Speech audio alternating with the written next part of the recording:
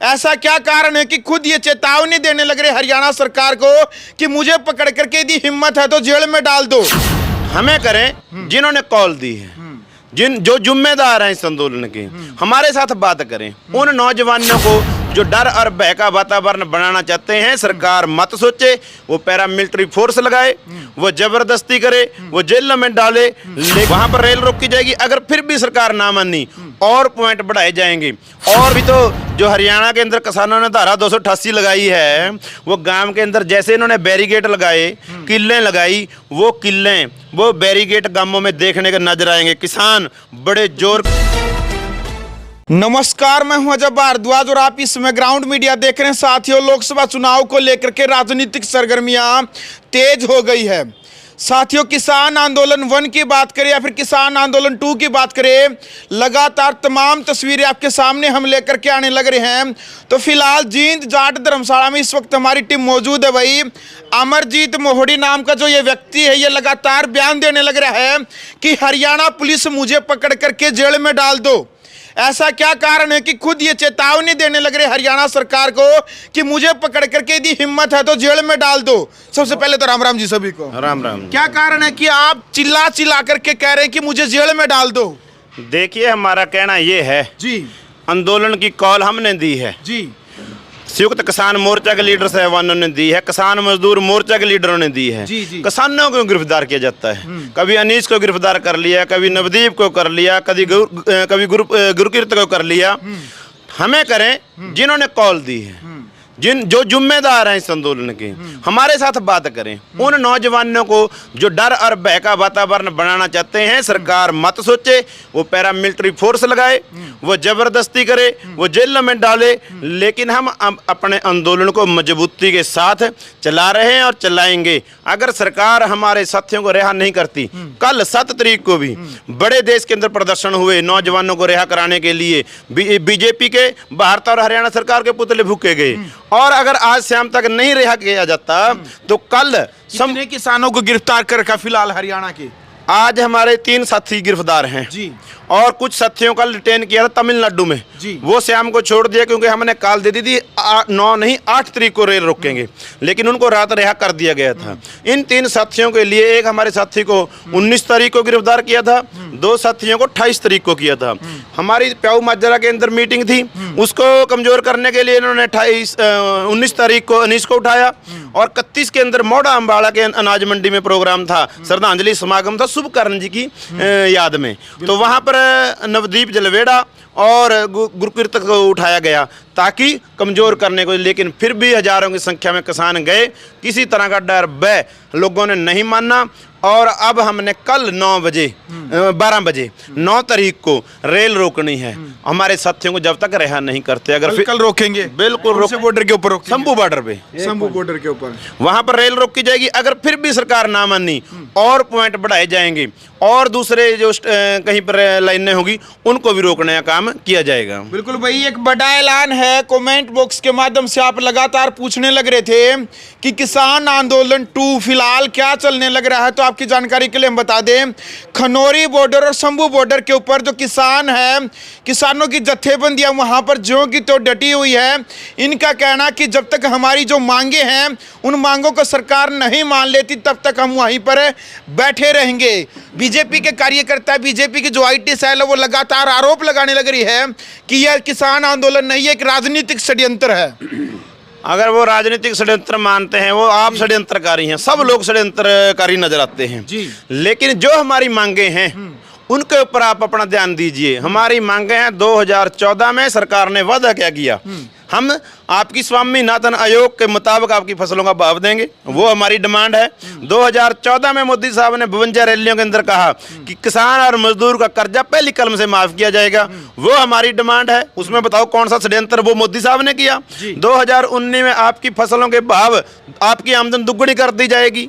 उसी के मुताबिक MSP गारंटी का कानून बनाने की बात 19-20 के आंदोलन, 20-21 के आंदोलन में लिखित में हमारे साथ वादा किया सरकार ने। वो षड्यंत्र था फिर आपका जो हमारे साथ वादा किया। बिजली बिल रद्द कराने की बात थी, आपने हाँ की कि हम बिजली बिल को रद्द करेंगे, वो षड्यंत्र था कि हमारा षड्यंत्र है। और जो 2013 का भूमि अधिग्रहण बिल किसानों को लाभ पहुंचाने वाला था, उसको रद्द कर इन्होंने 2015 लागू किया, वो हम लागू कराने की बात कर रहे हैं। आपने षड्यंत्र किया कि हमने षड्यंत्र किया, वो उन बीजेपी वाले लोगों से पूछो। आपके लीडरों ने हमारे साथ वादे किए हैं, उन्हीं वादों के मुताबिक हमारी जो मांगे हैं इनके मैनिफेस्टो के मुताबिक हैं, उससे बाहर कुछ नहीं है। हमारे किसान मजदूर के कर्जा माफी की बात है, मजदूर को 200 दिन रोजगार देने की बात है, 700 रुपये दिहाड़ी देने की बात है, लखीमपुर खीरी के शहीद किसानों को न्याय दिलाने की बात है, उसके राज्य मंत्री बनाकर रखा और फिर टिकट दिया। आप लोगों ने षड्यंत्र आप लोग कर रहे हैं कि हम कर रहे हैं, ये उन लोगों को, ये उस षड्यंत्रकारी लोगों को, सब लोग षड्यंत्रकारी नजर आते हैं। बीजेपी कह रही है कि हमारी पार्टी तो किसानों के हित में है, जितने हम कार्य करने लग रहे हैं वो किसान हितों के लिए ही करते हैं, तभी तो हर गांव के अंदर किसान विरोध कर रहे हैं। ये विरोध किसानों के ऊपर चलाई हुई गोली का एक एक गोली का हिसाब लिया जाएगा। 400 से ऊपर किसानों को घायल किया गया है, शुभ कर्ण को शहीद किया गया है, जिस कर्ण की बाजू में गोली मारी गई है। और देखो जुल्म की बात, 46% लोगों को रोजगार देने वाला सेक्टर, 46%। अगर 100 आदमी इस देश का रोजगार में है, वो 46% रोजगार खेती बाड़ी से है। वो किसी तरीके से, चाहे वो मंडी में है, आड़ती है, सेलर है, मिल है, पल्लेदार है, कोई भी है, 46% रोजगार देने वाले सेक्टर को वादा खिलाफी करते हैं। फिर वादा खिलाफी के बाद अगर वो अपनी आवाज उठाने के लिए दिल्ली जाना चाहते हैं, वहां जाने से रोका जाता है, गोलियां चलाई जाती हैं, वहां पर दीवारें बनाई जाती हैं कंक्रीट की, जैसे वो किसी दूसरे देश के वासी हों। ऐसा बिल्कुल भी नहीं होगा। हम 80% हमारी आबादी है जो किसान और मजदूर की है। अब तक 75 साल के अंदर देख लेना, किताब उठाकर, जितने कानून बने कारपोरेट घरानों के हक के बने, किसान के और मजदूर के खिलाफ बने, आम आवाम के खिलाफ बने। एमएसपी गारंटी का कानून जरूरी क्यों है? जो 150 करोड़ की आबादी की लूट कारपोरेट घराने करते हैं। आपने कभी गेहूं और धान की ब्लैक होते देखी? बताओ, हुई कभी ब्लैक? क्यों नहीं हुई? उसके ऊपर एमएसपी मिलता है। अगर सभी फसलों के ऊपर एमएसपी मिल जाएगा, ये नहीं होगा कभी तेल 100 हो गया, कभी 200 हो गया, कभी दाल 50 हो गई, कभी 250 हो गई। सरकार के केंद्रीय मंत्री पीछे कह तो रही थी कि 5 फसलों के ऊपर हम एमएसपी देने के लिए तैयार हैं और एक बार 5 साल तक दे करके एग्रीमेंट करने के लिए तैयार नहीं। वो कॉन्ट्रैक्ट फार्मिंग की बात करते हैं जी। जो पहले कानून लेकर आए थे, वो उसी कानून में अड़ जाना चाहते थे, लेकिन नहीं। किसानों को आप लोगों ने 23 फसलों के ऊपर एमएसपी का चार्ट बनाया हुआ है। सीएपीसी की रिपोर्ट के अनुसार सब किसानों को लाभ देने की बात है, जिसके ऊपर आप बड़ी बड़ी खबरें छापते हैं। जब आज साल आप एमएसपी करते हैं, ऐलान करते हैं, जब ऐलान करते हैं तो 12% किसानों की फसल खरीदते हैं, और जो हमारी ये 23 फसलें सिर्फ 28% एरिया कवर करती हैं। अभी तो उसके अंदर सब्जी है, फल है, मसाले हैं, वो अलग हैं। आप सबकी तरफ से कहा जाता है कि ये मामला भारत सरकार में, बल्कि WTO का मामला है। बिल्कुल। आपको लगता है कि WTO के अंदर केवल एक अकेला एग्रीकल्चर सेक्टर नहीं है, बाकी और भी तो है ना? यदि आप एग्रीकल्चर को निकालेंगे, बाकी और सिस्टम, उसके ऊपर असर नहीं पड़ेगा। लगता है इतनी आसानी से वहां से WTO के अंदर से कृषि सिस्टम को हटाया जाएगा? देखिए, अब जो 2 साल के बाद WTO की मीटिंग होनी होती है, उसके अंदर सरकार ने बोलना पड़ा ना जी, भी हम आपकी बात नहीं मान सकते। और मेरे ख्याल से 50 से ज्यादा देशों ने WTO का विरोध किया, और पूरे दुनिया के अंदर पहले आंदोलन के बाद आज इंग्लैंड में, यूरोप में, फ्रांस में, जर्मन में, पूरे देशों के अंदर WTO के खिलाफ और एमएसपी वाला ही आंदोलन है। जो ये चार्ट या जो भी ये कानून लेकर आए हैं, ये पूरे के पूरे कानून यूरोप में और दूसरे देशों में, अमेरिका जैसे देशों में इन्होंने लागू कर दिए 50 साल पहले कारपोरेट कहने के बाद। लेकिन एक भी देश के अंदर वो वाला इनका फार्मूला सही साबित नहीं हुआ। वहाँ के किसान भी, जो बड़े बड़े किसान हैं, हजार एकड़ का किसान है, वो भी घाटे के अंदर चला गया, क्योंकि ये सभी के सभी कानून कारपोरेट घरानों के हक के हैं, किसान के हक के नहीं। फ्रांस के अंदर, अभी स्पेन के अंदर मेरे ख्याल से इन्होंने एमएसपी का कानून बनाया है। वहाँ की अर्थव्यवस्था भी बड़ी है। हम दावे के साथ कहते हैं अगर 23 फसलों के ऊपर MSP दिया जाता है इस देश की GDP, मैं नहीं कहता, बुद्धिजीवी लोग कहते हैं 12-13% तक पहुंच जाएगी। क्योंकि जब किसान और मजदूर के पास पैसा आएगा, उसने कपड़ा खरीदना है, उसने अच्छे हॉस्पिटलों में जाना है, उसने गाड़ी खरीदनी है, अच्छा ट्रैक्टर खरीदना है, अच्छी मशीनरी खरीदनी है, पैसा तो कॉर्पोरेट घरानों के पास ही जाएगा जी। इस देश की GDP को बढ़ाने का अगर कोई भी बुद्धिजीवी हमारे साथ बात कर ले, अगर MSP गारंटी के कानून के बिना अगर कुछ हो तो हमें बताना, उस फार्मूले के लगाकर देख लेंगे। बिल्कुल सर। अच्छा, आप कह रहे हैं कि भाई बीजेपी जो किसान विरोधी सरकार है और लगातार आप आरोप भी लगाने लग रहे हैं, लेकिन बीजेपी बड़े कॉन्फिडेंस लेवल के साथ कह रही है कि अब की बार 400 पार। अब की बार 400 पार नहीं, ये 200 पार के पास भी नहीं, अब तो बोलना भी हट गए ये। किसी स्टेट से नहीं सुना होगा आपने, अभी तो 400 पार है। लाले पड़े हुए हैं बिहार जैसे स्टेट के अंदर भी, वहां पर बीजेपी वाले लोगों को जाना मुश्किल हो गया है। अभी तो जो हरियाणा के अंदर किसानों ने धारा 288 लगाई है, वो गांव के अंदर जैसे इन्होंने बैरिकेड लगाए, किल्लें लगाई, वो किल्लें वो बैरिकेड गांवों में देखने के नजर आएंगे। किसान बड़े जोर बीजेपी के नेताओं को नहीं घुसने दिया जाएगा गांव में, घुसने नहीं, सवाल करेंगे। अच्छा। आओ हमारे जवाब दो हमारे सवालों का, हमारे साथियों का कसूर क्या था, MSP गारंटी का वादा क्यों किया था, और जो जो हमारे साथ वादे किए, क्या जो हमारी डिमांडें हैं वो क्या गलत हैं जी। और हम बता देना चाहते हैं टीवियों का और पत्रकारों का अपने आंकड़े हैं जो कहते हैं कि साध नहीं है। खेती करने वाले जिसके पास जमीन है 88% लोगों का समर्थन इस आंदोलन के साथ है। अभी सरकार को उनकी मांगे माननी चाहिए। जो साथी जमीन ठेके पे लेते हैं, खेत मजदूर है, 77% लोग आंकड़ों के मुताबिक उन्होंने माना कि ये इन किसानों की मांगें वाजिब और जायज हैं, माननी चाहिए सरकार को। और पूरी अवाम 150 करोड़ की आबादी से 65% लोगों ने कहा, वो आंकड़े मेरे नहीं हैं, टीवी चैनलों के हैं, बड़े बड़े अखबारों के हैं, उन्होंने कहा कि 64% लोग इस आंदोलन के साथ हैं। वो चाहे किसी तरीके से हैं कि इनकी बातें और मांगें जायज हैं, वाजिब हैं, देश हित में हैं। किसान मजदूर और आम पब्लिक, आम उपभोक्ता जिसकी लूट कारपोरेट घराने इस देश के अंदर काला बाजारी करके कर रहे हैं। हमारे जो गारंटी या कानून मांगने का जो मसला है वो 150 करोड़ की आबादी के फायदे की बात है।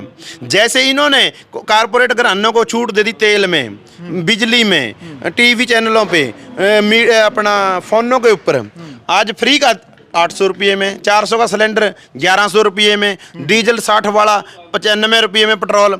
ये ऐसे ही अगर कानून बन गया ये लूट रुक जाएगी। अगर नए कानून ना बना तो ये चीज़ें आपको आने वाले समय में, अगर मंडी ख़त्म हो गई, सरकारी MSP गारंटी का कानून ख़त्म हो गया, तो ये अनाज भी कारपोरेट घरानों की तिजोरी में चला जाएगा। जैसे आपको सिलेंडर 1100 रुपये का मिल रहा है, 4 गुना बढ़ गया, ऐसे ही ये अनाज भी 20 रुपये 25 रुपये वाला 250 रुपये किलो आप लोगों को खरीदना पड़ेगा। ये हम पूरी जिम्मेदारी के साथ कह रहे हैं। बिल्कुल। 13 फरवरी को किसानों ने ऐलान किया था, 13 फरवरी से पहले ही, कि हम पंजाब के जो बॉर्डर है उनको तोड़ करके दिल्ली जाएंगे।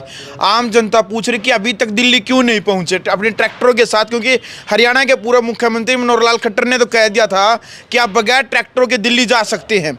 अभी तक दिल्ली क्यों नहीं पहुंचे, क्यों वहीं पर बैठे हुए हैं? देखिए, हम दोनों बातों बताना चाहते हैं। 2 सवाल हो गए आपके। एक तो आप दिल्ली क्यों नहीं गए, एक खट्टर साहब ने कहा कि आप बिना ट्रैक्टरों के जाएं।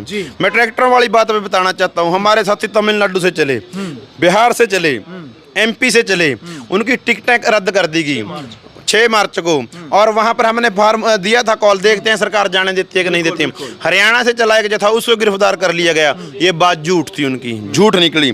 जो भी इस आंदोलन के हक में दिल्ली जाएगा उसको जाने नहीं दिया जाएगा। वो चाहे वो हमने इनकी पोल खोल दी है। रही बात दिल्ली जाने की, हमने कॉल, आज भी हम अपनी बात के ऊपर स्टैंड कर रहे हैं। दिल्ली जाएंगे, लेकिन बिल्कुल जाएंगे जब सरकार के ऊपर प्रेशर बनाएंगे कि इस बैरिकेडों को हटाएं, हमें दिल्ली जाने का अधिकार है। कौन सा कानून संविधान है जो हमें दिल्ली जाने से रोकता है? सिर्फ अगर हमें रोकता है कारपोरेट घरानों की सरकार, जिसने हमें 21 तारीख को हमारी फिर तैयारी थी जाने की, लेकिन कंक्रीट की दीवारें बनाई गई और हमें खदशा था कि ये गोली चलाएंगे, नहीं हम तोड़ देते उसी वक्त। गोली तो पीछे भी चली थी, कंक्रीट की दीवार तो पीछे भी थी, वो सब टूटी थी, पीछे तो बॉर्डर के ऊपर गई थी उस टाइम। नहीं, कहीं गोली नहीं चली पिछले बार। अच्छा, कहीं गोली नहीं चली। गोली के साथ शहादत सबसे पहली शुभ करने की है। यहाँ पर गोली चलाएगी। हमें 21 तारीख को अंदाजा हो गया था भी सरकार बहुत ज्यादा अत्याचार के ऊपर उतरी हुई है, धक्के के ऊपर है, ये गोली चलाएगी। हम अभी तो संयुक्त किसान मोर्चा का समर्थन लेंगे या नहीं लेंगे? देखिए, हमने तो ऐलान किया हुआ है, सभी साथी, उनके साथ लंबी वार्ता भी हुई, लेकिन हमारे साथी इलेक्शन में कुछ उनकी अपनी विचारधारा प्रॉब्लम है। हमारी तरफ से उनका रास्ता उनके लिए पूरा खुला है, जब भी वो आना चाहें। उनके साथ 13-14 दौर की मीटिंगें भी हो चुकी हैं, अब भी जारी हैं। जी, चलो अंत में क्या कहेंगे, क्या उद्देश्य था आज यहाँ पहुँचने का, क्या अपील करेंगे कल के ऐलान को लेकर? देखिए, हम आज यहाँ अपील करने यही आए हैं, आपके माध्यम से ही संदेश देना चाहते हैं। हमारे जो किसान गिरफ्तार किए गए हैं उनके लिए हमने 2 तारीख से लगातार कॉल दी हुई है, उसके ऊपर पूरी मजबूती के साथ लड़ रहे हैं अपने किसानों के लिए, और जब तक उनकी रिहाई नहीं होती ऐसे ही प्रोग्राम आते रहेंगे। और सभी किसानों से अपील है, जो गोली चलाने वाली सरकार, बीजेपी और जेजेपी वाले लोग, इस 10 साल सत्ता में बने रहे लोग, वो आपके बीच में आएंगे। बता होना चाहिए, इस सरकारों को सत्ता का रास्ता गांव की गलियों से निकलता है। गांव में आकर इन लोगों से, बीजेपी और जेजेपी के लोगों को, खासकर हरियाणा वासियों से और पूरे देश में बीजेपी के समर्थित लोगों से हमारे किसान सवाल पूछेंगे। वो सवाल आपको बता दिए गए हैं, जैसे वो चाहे किसान शुभकर्ण की हत्या का मामला है, हमारे साथी का दोष क्या था, 400 से ऊपर घायल किसानों का दोष क्या था, दिल्ली जाने से हमें क्यों रोका गया, क्यों दीवारें बनाएगी कंक्रीट की, क्यों गोलियां हमारे ऊपर चलाई गई, और लखीमपुर खीरी के किसानों को न्याय अब तक क्यों नहीं दिया गया। इन सभी बातों के सवाल किसान पूछेंगे और पूरी मजबूती के साथ पूछ रहे हैं। मोर्चे ने पिछले दिनों से लगातार कॉल दी हुई है मोर्चे की तरफ से। इनसे सवाल पूछना है बैठाकर, ना कि इनको डंडों से या कपड़े नहीं फाड़ दें। हम सभ्य लोग हैं, अपनी इसमें रहकर अपने पंचायती लोग हैं, हम इनसे सवाल पूछेंगे और इनका गांवों में घुसना बंद कर देंगे, इनको मजबूर कर देंगे। ये गांव की तरफ मुंह भी नहीं करेंगे बीजेपी के और जेजेपी के, इनके समर्थित जो लोग हैं। जी, चलो भाई, फिलहाल वीडियो आपने देख लिया। भारतीय किसान यूनियन भगत सिंह ग्रुप के राष्ट्रीय अध्यक्ष अमरजीत मोड़ी इस वक्त हमारे साथ मौजूद थे। कमेंट बॉक्स में आपने अपनी राय रखनी है। वीडियो को ज़्यादा से ज़्यादा शेयर करें। ग्राउंड मीडिया के लिए अपने कैमरा से गिनतर के साथ मैं जब भारद्वाज। राष्ट्र निर्माण की जानकारी के लिए ग्राउंड मीडिया चैनल को सब्सक्राइब करें और शेयर करें।